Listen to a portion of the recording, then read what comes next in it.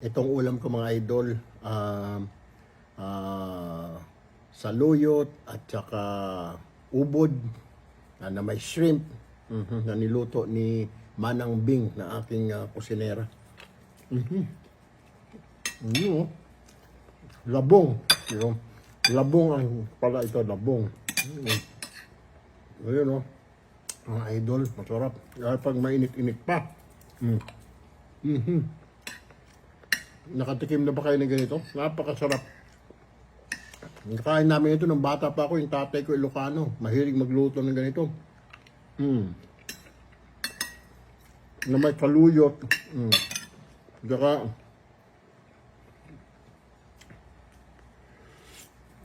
mainit pa na sabaw.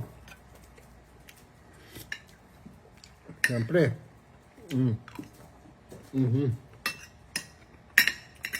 Tapos, aking dessert ng idol, santol. Tag-santol ngayon eh.